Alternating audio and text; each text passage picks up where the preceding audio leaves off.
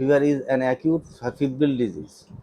তাহলে যে এমন একটা ডিজিজ, যে ডিজিজে কি জ্বর হয়, চিকুনগুনিয়া কি হয়, এমন একটা ডিজিজ যেখানে জ্বর হবে। Chikungunya fever is transmitted through the bite of the infected Aedes mosquito. Mosquito Aedes মশা দ্বারা এটা কি হয়, ট্রান্সমিটেড হয়। কার থেকে কার মানুষ থেকে মশা, মশা থেকে মানুষ। ঠিক আছে। আচ্ছা, এটা যদি হয় তাহলে কি কি জ্বর থাকবে? জয়েন্ট পেন থাকবে, র্যাশ থাকবে, মাথা ব্যথা হবে, চোখ ব্যথা করবে, বমি লাগবে, বমি ভাব লাগবে, বমি হবে এবং ক্লান্ত, ফ্যাটিক, মানে অল্পতে টায়ার্ড হবে। আচ্ছা, এখানে কথা আছে আই রেডনেস হবে। আই কি হবে? আই রেডনেস হবে, এবং আই রেডনেসও হবে এবং আই পেনও হবে। যেমন চিকুনগুনিয়া হলে তুমি যদি চোখটা যদি ঘুরাতে বলো ডান বামে, তাহলে কি হবে? পেশেন্ট ব্যথা অনুভব করবে। হ্যাঁ, তাহলে কি কি লক্ষণ পেলাম? জ্বর থাকবে, র্যাশ থাকবে, চোখ লাল হবে, বমি লাগবে, বমি ভাব হবে, আর কি হবে? জয়েন্ট পেন হবে, মাথা ব্যথা করবে। এই জিনিসগুলো আমাদের পাবো। Severe complication are more common in people, যাদের বয়স 60-65 উপরে, তাদের সিভিয়ার কমপ্লিকেশন হতে পারে। কি কি কমপ্লিকেশন? তার তোমার শ্বাসকষ্ট, মানে রেসপিরেটরি ফেলিওর, মানে লাংসের কার্যক্ষমতা নষ্ট হয়ে যেতে পারে, রক্তক্ষরণ হতে পারে, ব্রেনে ইনফ্লামেশন হতে পারে, লিভারে ইনফ্লামেশন হতে পারে, এবং আই ম্যানিফেস্টেশন, মানে চোখে অনেকগুলো সমস্যা দেখা দিতে পারে। যেমন ধরো চোখে তোমার হতে পারে, কিন্তু লাগাইছো ভুল, উল্টা লাগাইছো।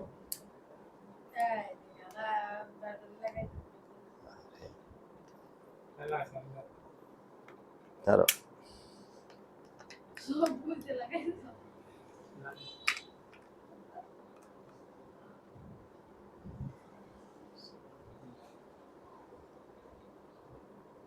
কাবার কই, কাবার নিয়ে গেছিলা? এই ব্যাগটা মনে আছে।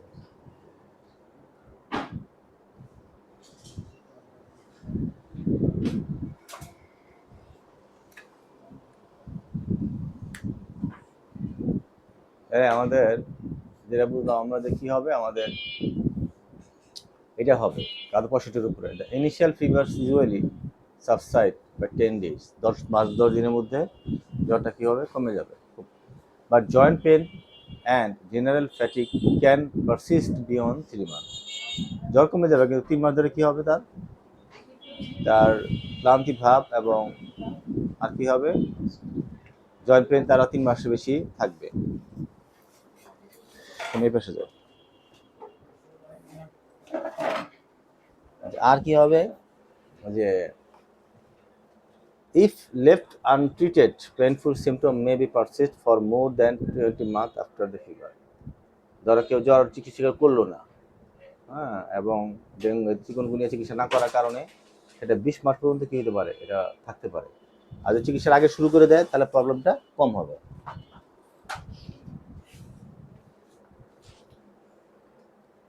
প্যাথোজেনেসিস অফ চিকুনগুনিয়া, যে কি কি প্যাথোজেনেসিস? আমরা জানি যে একটা প্রসেস, একটা ডিজিজের যে প্রক্রিয়া হয় সেটা হলো প্যাথোজেনেসিস, আর যা ঘটে যায়, যার রেজাল্ট যা দাঁড়ায়, সেটা হচ্ছে প্যাথোলজি। যেমন ধরো টাইফয়েড জ্বরটা জীবাণু ঢুকলো, ঢুকিয়া পেটে গেল, পেট থেকে এটা আসলো, ছড়ায় গেল, মনোসাইট, ডাব্লিউবিসিতে বিভিন্ন পরিবর্তন, প্যাথোজেনেসিস। পেটের মধ্যে এই সিকামের রিজনে একটা পুজ হইলো বা অ্যাবসেস হইলো, ফোড়া হইলো, এটা হলো প্যাথোলজি। যে প্রসেস হবে সেটা হলো প্যাথোজেনেসিস, আর যে রেজাল্টটা দাঁড়াবে, যেটা ঘটবে, সেটা হচ্ছে প্যাথোলজি। অ্যাকুট ফেজে স্পেশালি, হ্যাঁ, অ্যাকুট আর ক্রনিক ফেজ কি? যদি কোনো ইনফ্লামেশন যদি কয়েক ঘন্টা থেকে কয়েক দিন, সেটা হলো অ্যাকিউট, আর কয়েক সপ্তাহ থেকে কয়েক মাস, সেটা হলো ক্রনিক। তাহলে অ্যাকুট ফেজ কয়েক ঘন্টা থেকে কয়েক দিনের মধ্যে যেটা ঘটবে, স্পেশালি স্কেলেটাল মাসেল, অর্থাৎ এই যে স্কেলেটাল মাসেল কোনগুলো? যেগুলো বাইরে থেকে যেগুলো দেখা যাচ্ছে। আর স্মুথ মাসেল কোনগুলো? যেমন যেমন ইন্টেস্টাইন, তারপরে লিভার, ভিসারা, বা এটা স্মুথ মাসেল বলা যাবে। হ্যাঁ, এগুলো হলো লাংস, ইন্টেস্টাইন, এগুলো স্মুথ মাসেল। বলতেছে যে এই চিকুনগুনিয়ার ইনফ্লামেশনটা স্কেলেটাল মাসেল পর্যন্ত ছড়ায়। বা স্কেলেটাল মাসেলের মধ্যে তার ইনফ্লামেশন ঘটে, কিন্তু ডেঙ্গুতে এই পর্যায়ে অত ঘটে না, এটা এখানে ঘটে। অ্যান্ড জয়েন্ট পেনগুলো যেগুলো জয়েন্টগুলিতে আক্রান্ত, এবং and in the chronic phase it is suggested that viral persistence, অর্থাৎ ক্রনিক ফেজে দীর্ঘদিন যাবত এই জ্বরটা যখন থাকে তাহলে সেটা ভাইরাল অনেক দিন পর্যন্ত থাকে, এবং the inability of the body to enter the rich itself of the virus, অর্থাৎ বলতেছে যে এই যে ভাইরাসের যে অ্যান্টিজেন, এটা দীর্ঘদিন পর্যন্ত ভাইরাসের মধ্যে বিদ্যমান থাকে, এবং যার ফলে the lack of the clearance of the antigen or both contribute to the joint pain, অর্থাৎ এই যে তোমার ভাইরাসের বডিতে যেই অ্যান্টিজেনের যে প্রভাবতা সেটা ইনট্যাক্ট থাকে, এবং এই কারণে জয়েন্ট পেনটা অনেক দিন পর্যন্ত পারসিস্ট করে। বুঝতে পারছি দুইটা কারণ, হ্যাঁ, যে এই অ্যান্টিজেনের ক্লিয়ারেন্স একটা ব্যাপার থাকে, দীর্ঘদিন যাবত অ্যান্টিজেনটা তার বডিতে থাকে, কার, মানুষের শরীরে, যার ফলে কি থাকে, তার জয়েন্ট পেনটা অনেকদিন পর্যন্ত থাকে। তাহলে দুইটা কথা পেলাম আমরা, যে স্কেলেটাল মাসেলের মধ্যে এই ভাইরালের এই চিকুনগুনিয়ার অ্যান্টিজেন বা প্রভাব থাকে, এবং দীর্ঘদিন যাবত এই অ্যান্টিজেনের প্রভাব থাকে বলেই তার জয়েন্ট পেনগুলো আমরা দেখতে পাই। The inflammation response during both of the acute and chronic phase of the disease result in part from the interaction between the virus and monocyte and macrophage. বলতেছে যে অ্যাকুট এবং ক্রনিক দুই ফেজেই মনোসাইট এবং ম্যাক্রোফেজের মধ্যে তার কি থাকে, ইন্টারাকশন ঘটতে থাকে। মনোসাইট কারে বলে, আর মনোসাইট আর ম্যাক্রোফেজ কাকে বলে? আমাদের রক্তের মধ্যে আমাদের আরবিসি ডাব্লিউবিসি প্লাটিলেট হলো আমাদের কি তোমার কণিকা, বাস এই যে, হ্যাঁ, আর তোমার অ্যালবুমিন গ্লোবিউলিন এগুলো হলো প্লাজমা। বলতেছে যে মনোসাইট হচ্ছে যে ওই যে তোমার ডাব্লিউবিসির আবার বিভিন্ন ক্যাটাগরি, নিউট্রোফিল, তারপরে ইসোরোফিল, এর মধ্যে একটা ভাগ হইলো মনোসাইট। মনোসাইট যখন ব্লাডের মধ্যে থাকে তখন সেটা হয় মনোসাইট, আর এই মনোসাইট যখন সেলের মধ্যে ঢুকে তখন সেটা হয় ম্যাক্রোফেজ হয়। মনোসাইট ব্লাডে থাকলে মনোসাইট নাম, আবার এই মনোসাইট যখন টিস্যুর মধ্যে ঢুকে তখন নাম হয় ম্যাক্রোফেজ, আবার এই মনোফেজ যখন লিভারের মধ্যে ঢুকে তখন তার নাম হয় কাফার সেল। একই নাম, একই জিনিস, বিভিন্ন জায়গায় বিভিন্ন নাম তার পরিবর্তন হতে থাকে। Chikungunya virus disease in human is associated with elevated serum level of the specific cytokine and chemokine. বলতেছে যে এই চিকুনগুনিয়া যখন আমাদের বডিতে ঢুকে তখন আমাদের বডিতে যে ইনফ্লামেটরি মেডিয়েটর, যেমন নাম ওই যে বললাম কি নাম, যেমন সাইটোকাইন, কেমোকাইন, এগুলো হলো ইনফ্লামেটরি মেডিয়েটর, এগুলো ইনফ্লামেশন ঘটায়, এগুলো বাড়ে। তাহলে এই স্লাইডে আমরা কি কি বুঝলাম? এই স্লাইড থেকে আমরা বুঝলাম যে অ্যাকুট কাকে বলে, ক্রনিক কাকে বলে। আমরা এটাও বুঝলাম যে এই চিকুনগুনিয়া ভাইরাসটা আমাদের মাস্কুলোস্কেলেটাল সেলের মধ্যে প্রভাব বিস্তার করে।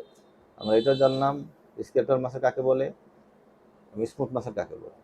আমরা এটাও জানলাম যে দীর্ঘদিন যাবত এই অ্যান্টিজেনের প্রভাবে এই চিকুনগুনিয়া রোগী দীর্ঘদিন তার কি ব্যথা অনুভব করে। আমরা এটাও জানলাম যে এই মনোসাইট এবং ম্যাক্রোফেজের মধ্যে দীর্ঘদিন তাবৎ অ্যাকিউট এবং ক্রনিক ফেজে তার প্রভাব বিস্তার থাকে, এবং চিকুনগুনিয়া রোগীদের মধ্যে কেমিক্যাল মেডিয়েটর হিসাবে সাইটোকাইন এবং সাইটোকাইনেজ বা কেমোকাইনেজ বৃদ্ধি পায়, বাড়ে। হাই লেভেল অফ ইন্টারলিউকিন হচ্ছে একটা ইনফ্লামেটরি মেডিয়েটর, যেটা interleukin 6, interleukin 1 beta cytokine may also contribute to chronic chikungunya virus disease as persistent joint pain has been associated with elevated level of the interleukin 6. বলতেছে যে কেন আমাদের এই chikungunya রোগীদের joint pain হয়। আর অনেক ভাইরাস যারা আছে, নর্মাল ভাইরাস আছে, তারপরে যে এই ডেঙ্গু ভাইরাস আছে, কিন্তু দেখা যায় চিকুনগুনিয়া রোগীদের শরীরে ইন্টারলিউকিন 6 অত্যন্ত বাড়ে, সেই সাথে সাইটোকাইন কেমোকাইন বাড়ে, সেই সাথে কি হয় তোমার এই এই যে অ্যান্টিজেনের প্রভাব বহুদিন যাবত থাকে। তো এই সকল কারণে তোমার ইন্টারলিউকিন 1 আলফা এগুলোর কারণে এই চিকুনগুনিয়ার জয়েন্টের ব্যথা অনেক দিন পর্যন্ত আমাদের রোগীদের থাকে। তাহলে এটা যদি প্যাথোজেনেসিস হয়ে থাকে তাহলে আমাদের লক্ষ্য কি থাকবে? যে কোনো মূল্যে হোক আমরা কি কমাবো? ইন্টারলিউকিন 6 কমাবো, আমরা কেমোকাইনেস কমাবো, অ্যান্টিজেনের প্রভাব কমাবো এবং মনোসাইট এবং তোমার এই ম্যাক্রোফেজের এই উপর যে প্রভাব বিস্তার সেটা যদি কমাইতে পারি তাহলে জয়েন্ট পেন কমে যাবে, রোগীদের জয়েন্ট পেনটা অনেকটাই ভালো থাকবে। আমাদের চিকুনগুনিয়া এর প্রতিরোধ আমাদের আলোচ্য বিষয় না, চিকুনগুনিয়া কেন হয় তাও আমাদের আলোচ্য বিষয় না, চিকুনগুনিয়া রক্তের কি কি ক্ষতি করে এটা আমাদের আলোচ্য বিষয় না। আমাদের একটাই আলোচ্য বিষয়, সেটা কি আমি কি আমাদের কি আলোচ্য বিষয়? আসো দুনিয়ায়, হ্যাঁ কোন জায়গায় আসো? আসো কাছে আসো, বলো কি কও তুমি, বলো আমার চিকুনগুনিয়া নিয়ে আমরা কোন সাইডটা আলোচনা করতে চাচ্ছি, এখন কোনটা আমাদের আলোচ্য বিষয় না? আমি একটু আগে বললাম, এখনই এক কথা বলছে চিকুনগুনিয়া যে আমাদের আলোচনা চলতেছে, কি আলোচনা করতে চাচ্ছি আমরা, কোন সাবজেক্টটা, কোন পার্টটা? চিকুনগুনিয়া কোন পার্টটা আলোচনা করতে চাচ্ছি?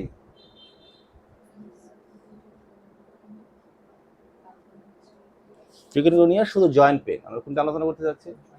জয়েন্ট পেন নিয়ে আমাদের আলোচনা। চিকুনগুনিয়া আলোচনা মাসের পর মাস চলতে পারে, সেটা আমাদের আলোচ্য বিষয় না। আমরা কি বলতে বলতে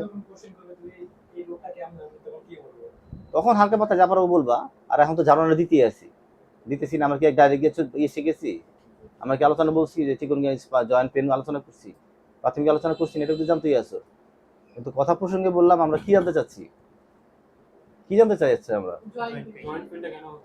হ্যাঁ, সেটা নিয়ে আমাদের আলোচ্য বিষয়। তাহলে জয়েন্ট পেন কেন হচ্ছে না? এই তাসফিয়া দাঁড়ায় থাকো না, একটু বসা তো কাছে দাঁড়াও। হ্যাঁ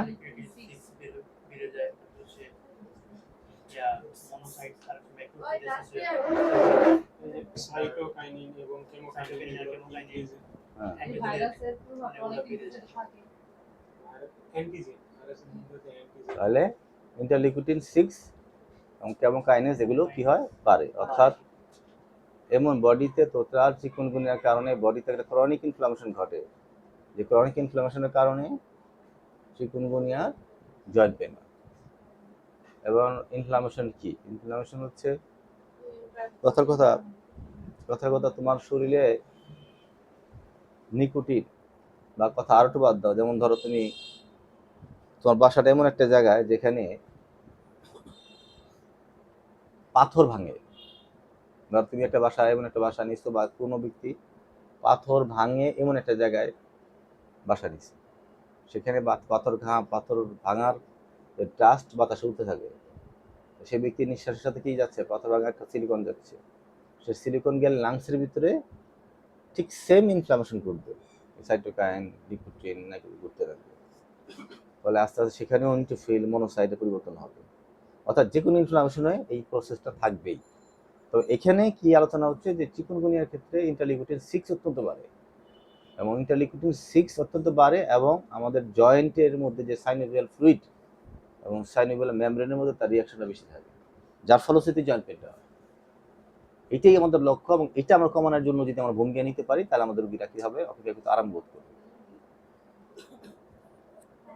তাহলে interleukin 6, interleukin 1 beta, cytokine, chemokine, এইগুলো। হ্যাঁ, এবার দেখো, after E2 mediated binding of the cell, particularly bond conformational change of the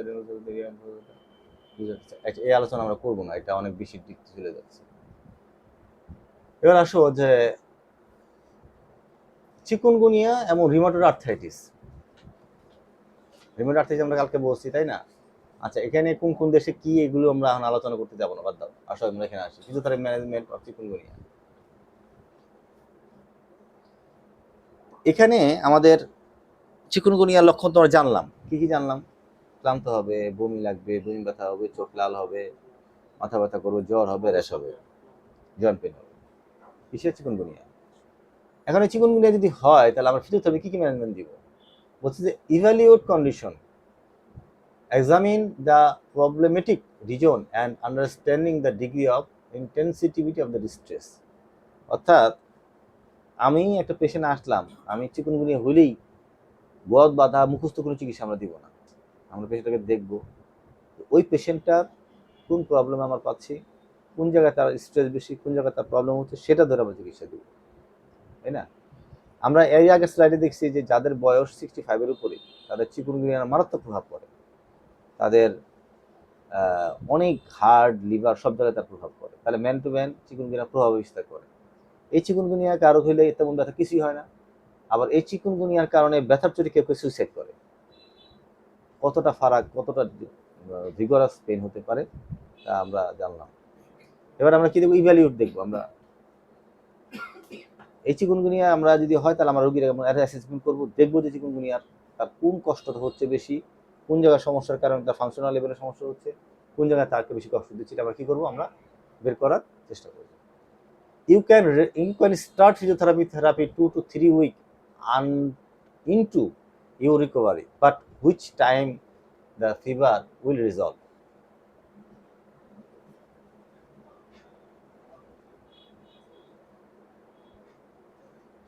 অর্থাৎ জ্বরটা সাধারণত আমাদের 3 থেকে 4 দিনের মধ্যে জ্বর কমে যায়। সেই জ্বরের পরে আমরা আমাদের ফিজিওথেরাপিটা কি করব? স্টার্ট করব। এখানে বলছে 2 থেকে 3 সপ্তাহ, আমরা 2 থেকে 3 সপ্তাহ আমরা তার আগে থেকেই চাইলে শুরু করতে পারি। তো শর্ত হলো এই সময় তার থেরাপি প্যাটার্ন কি হবে? অবশ্যই ম্যান টু ম্যান ভ্যারি করবে, পুরো অবস্থা বুঝে ডিপেন্ড করবে। Initially treatment usually focus on mobility and pain relief. প্রথম দিকে আমাদের ব্যথা কমানো এবং তার মোবিলিটিকে আমাদের মূল প্রাধান্য থাকবে। ক্লান্তি ভাব, fatigue with simple movement is normally at this stage due to weakness and loss of the muscle mass.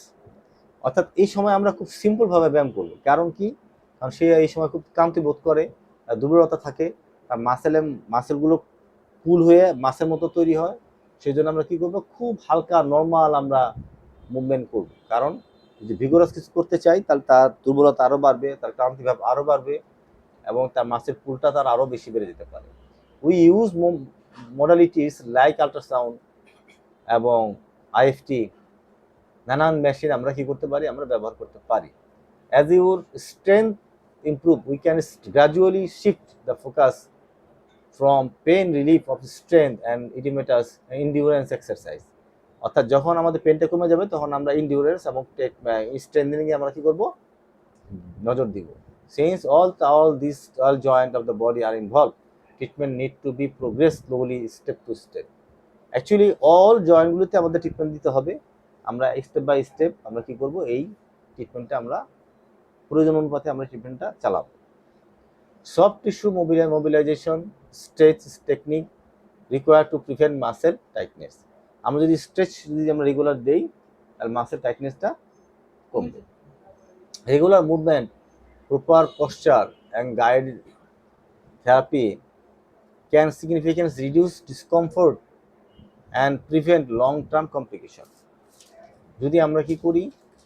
যদি পশ্চার মেনটেন করি, রেগুলার মুভমেন্ট যদি আমরা করি, পশ্চার মেনটেন করি এবং যথাযথ থেরাপি যদি আমরা দেই, তাহলে লং টার্মে তার যে কমপ্লিকেশন হবে সেটা হবে না, সেটা প্রতিরোধ করতে পারবো। এবার আসি লং টার্মের কমপ্লিকেশন কি হতে পারে। আমি একটা উদাহরণ দাও। একটা চিকুনগুনিয়া পেশেন্ট যদি আমরা জানছি যদি চিকিৎসা হয় তাহলে 2 থেকে 3 মাসেই তার ভালো হয়ে যাবে, কম পড়ে। যদি চিকিৎসা না হয় তাহলে কি হবে? চিকিৎসা না মানে ফিজিওথেরাপি, তাহলে তার 20 সপ্তাহ পর্যন্ত তার প্রবলেমটা থাকবে। এবং সেম কথা আমরা যদি বলতে পারি ফ্রোজেন শোল্ডারের ক্ষেত্রে। ফ্রোজেন শোল্ডারের ক্ষেত্রে আমরা কি জানছি? ফ্রোজেন শোল্ডার আস্তে ফ্রোজেন শোল্ডারের ক্ষেত্রে দেখছি আমরা যে যদি ফ্রোজেন শোল্ডার আমরা যদি চিকিৎসা দেই তাহলে আমরা খুব দ্রুত তার আমরা রিকভার করবো। আর যদি ফিজিওথেরাপি না করি তাহলে দীর্ঘ সময় 18 মাস পর্যন্ত তার সমস্যাটা থাকে। চিকুনগুনিয়ার ক্ষেত্রেও তাই। আর কমপ্লিকেশন কি হতে পারে? একটা চিকুনগুনিয়ার কি কমপ্লিকেটেড হতে পারে? জয়েন্ট স্টিফনেস হতে পারে, পেন তো থাকলোই, তারপরে এর সাথে কি হতে পারে? মাসেল টাইট হতে পারে, তারপরে কি হতে পারে? মাসেল উইক হয়ে যেতে পারে, তারপরে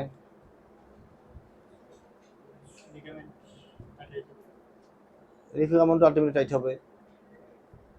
তারপর কার্ডিয়াক, তার ডিসকমফোর্ট হবে, তার রেসপিরেটরি ফাংশনের কারণে সে তো ভালো শ্বাস নিলে তার ব্যথা করবে, সেজন্য ভ্যালিক হিসেবে শ্বাস নেবে না, রেসপিরেটরি সমস্যা, তার রেসপিরেটরি ফেলিওর হবে, তার শ্বাসের কষ্ট কম দেখা দিবে, ফাংশনাল লাইফটা তার হ্যাম্পার হবে, তার অফিসে যেতে পারবে না, যে পেশা থাকে সে পেশায় যেতে পারবে না। যেমন একজন কম্পিউটার ওয়ার্কার, সে কম্পিউটার চালাতে পারবে, একজন রিক্সাওয়ালা সে রিক্সা চালাতে পারবে, একজন টিচার সে দ্বারা ক্লাস নিতে পারবে না, একজন গৃহিণী সে রান্না করতে পারবে না, তাই না? এই সমস্যাগুলো দিন দিন দেখা দিবে। তাহলে যদি আমরা এই চিকিৎসাটা করি, তাহলে এই সমস্যাগুলো থেকে আমরা পেশেন্টকে আগে থেকেই আমরা কভার করতে পারবো বা তাকে ভালো রাখতে পারবো।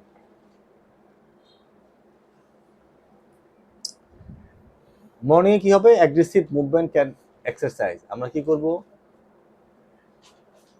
যদি পেইনটা সিভিয়ার ইন দ্য মর্নিং, যদি সকালে আপনার বেশি হয়, তাহলে আমরা কি অ্যাগ্রেসিভ মুভমেন্ট ক্যান এক্সারবেট। যদি সকালবেলায় যদি খুব ব্যথা হয় বা সকালবেলা যখন খুব বেশি সমস্যা থাকে, তখন যদি আমরা বেশি অ্যাগ্রেসিভ মুভমেন্ট করি, তাহলে এই সমস্যাটা আরো বাড়বে। কোন সমস্যাটা? আর এই পেইনের আর এইটা symptom, but physiotherapy in the form of mild exercise is helpful. যদি আমরা হালকা ব্যায়াম করে তাহলে এটা helpful. The pain May remit for the 2 days and the reappear in the saddle back pattern. Close supervision physiotherapist is desirable to the situation. হ্যাঁ, তাহলে বুঝলাম আমরা যে যদি সিভিয়ার পেনের ক্ষেত্রে আমরা অ্যাগ্রেসিভ মুভমেন্ট করবো না, সব মুভমেন্ট আমরা করবো, তাতে কি হবে? আমাদের পেশেন্টটা দ্রুত কমফোর্ট হবে এবং ভালো থাকবে।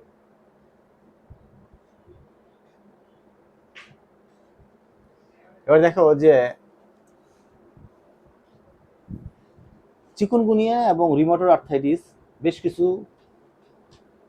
লক্ষণ একই রকম। কি কি লক্ষণ? একটা সিমিলারিটি, যেমন small joint symmetric polyarthritis. Rheumatoid আর্থ্রাইটিসও তোমার ছোট ছোট জয়েন্টগুলোতে আক্রান্ত হয়, চিকুনগুনিয়াতেও আক্রান্ত হয়। তবে কথা আছে এর মধ্যে। সেই কথাটা কি? সেই কথাটা হলো যে চিকুনগুনিয়া, রিউমাটয়েড আর্থ্রাইটিসে মেটাকার্পোফ্যালেঞ্জিয়াল জয়েন্ট অর্থাৎ প্রক্সিমাল ইন্টারফ্যালেঞ্জিয়াল জয়েন্ট আক্রান্ত হয়। কখনো এই জয়েন্টগুলো আক্রান্ত হবে কার? Rheumatoid arthritis. চিকুনগুনিয়া এই জয়েন্টগুলো আক্রান্ত হবে। যদি এই জয়েন্টের এই জায়গাগুলিতে যদি খোলা দেখি, তাহলে এটা অবশ্যই চিকুনগুনিয়া, রিউমাটয়েড আর্থ্রাইটিস। সামর্থিক কি, সমার্থক কি, দুইটাতেই পলিআর্থ্রাইটিস হয়। এটাতে পলিআর্থ্রাইটিস হবে, ওইটাতে পলিআর্থ্রাইটিস। কার? চিকুনগুনিয়া এবং রিউমাটয়েড আর্থ্রাইটিস। এটা সিমিলারিটি, বাট ডিফারেন্সটা তো বললাম। Patient middle age female. Actually এই চিকুনগুনিয়া সাধারণত যদি মহিলাদের ক্ষেত্রে কল্পনা করি, তাহলে চিকুনগুনিয়া তো মহিলাদের চিকুনগুনিয়া হইতে পারে, রিউমাটয়েড আর্থ্রাইটিস হতে পারে। তার কি ইয়াং বয়সে হয় না? সবারই হইতে পারে, বাট একটা সিমিলারিটি দেখাইছে মহিলাদের ক্ষেত্রে। লক্ষণ কি? ফ্যাটিক দেখছি, আর্থালজিয়া, ওইটা তো থাকে, এটা তো থাকে, আর্থ্রাইটিস থাকে। আর্থালজিয়া এবং আর্থ্রাইটিসের পার্থক্য কি? আর্থালজিয়া হচ্ছে শরীর ম্যাজ করা, আর আর্থ্রাইটিস হচ্ছে জয়েন্টে। আর্থালজিয়া তোমার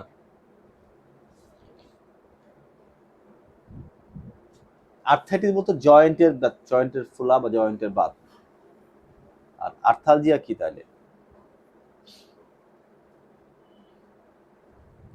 আর্থ্রাইটিস হলো জয়েন্ট, আর্থালজিয়াকে তাহলে শরীরের যে পেইনগুলো, মাসেলের পেইন ইনক্লুডিং কে তাকে আর্থালজিয়া বলে, মেবি আর্থালজিয়া। আর আর্থ্রাইটিস হচ্ছে জয়েন্টে।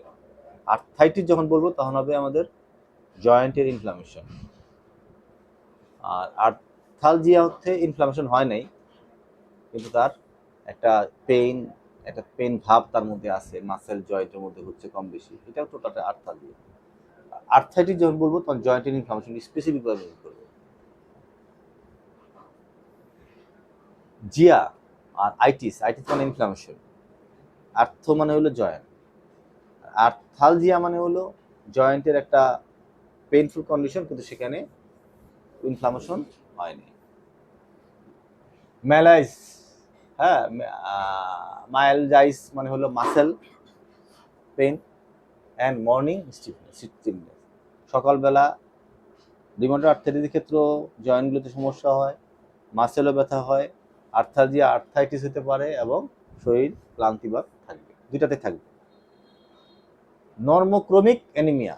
নর্মোক্রমিক অ্যানিমিয়া মানে কি? যেই অ্যানিমিয়া মানে অ্যানিমিয়া শব্দের অর্থটাই হচ্ছে শরীরের আরবিসি বা হিমোগ্লোবিনের কম। নর্মোক্রমিক মানে হলো যে ওই অ্যানিমিয়া যার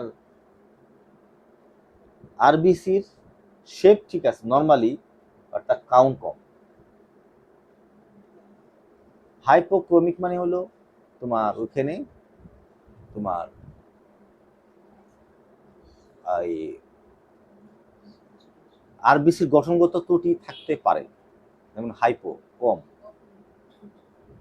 অ্যানিমিয়া মানেই তো হচ্ছে যে কি, অ্যানিমিয়া মানে হচ্ছে হিমোগ্লোবিন। নর্মোক্রমিক মানে আরবিসির শেপ ঠিক আছে বাট সংখ্যা কম। আবার এই আরবিসির গঠনগত উপর ভিত্তি করে ম্যাগলোব্লাস্টিক হতে পারে, হাইপোক্রমিক হতে পারে, হাইপারক্রমিক হতে পারে, সেগুলো আবার আলাদা ইস্যু, এটা আলাদা আলোচনা। এখানে নর্মোক্রমিক মানে হিমোগ্লোবিন কম। কোথায়? একটা নির্দিষ্ট অ্যামাউন্টের উপরে। কম মানে কি? ধরো তোমার শরীরে 5 লিটার ব্লাড আছে, ভাই কম, হ্যাঁ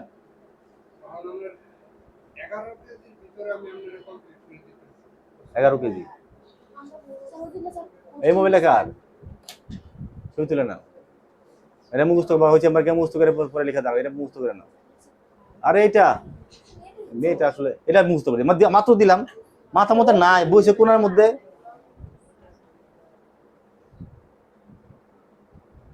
ঠিক আছে, আজকে তাহলে এই পর্যন্ত ইনশাআল্লাহ। আগামী কালকে শুক্রবার, কালকে আমরা কিন্তু পরীক্ষা দিব একটা, কালকে আমরা ছোট্ট করে চিকুনগুনিয়া নিয়ে কালকে কি হবে, কালকে চিকুনগুনিয়া কি হবে, কালকে পরীক্ষা হবে, কালকে শুক্রবার পরীক্ষা হবে, আর শনিবার আবার চিকুনগুনিয়া পরবর্তী আলোচনা হবে। আমরা সবাই সেভাবে প্রস্তুতি রাখবো। আজকে রাত্রে এই প্রশ্ন দিয়ে দিব, ঠিক আছে? আর এটা মেয়েরা নিল, মেয়েরা ওই চেম্বারে গিয়ে এটা ভালো করে পড়বে, ওইটা বোঝার চেষ্টা করবে। না বুঝলে কি বুঝছে না বুঝে আমার তার আবার আমার ফোন দিয়ে জানাবে, আমার এটা বুঝি না, আমি বুঝাই দিব। মনে থাকে, যাও মাত্র কিলাবিল্লা, নামাজ ধরো আইডি কার্ড রিপোর্ট দিও, তাছাড়া ইয়ে রিমা রিপোর্ট দিবা, তারপর আমার ধরবো পার্সোনাল, তারপর জরিমানা করা।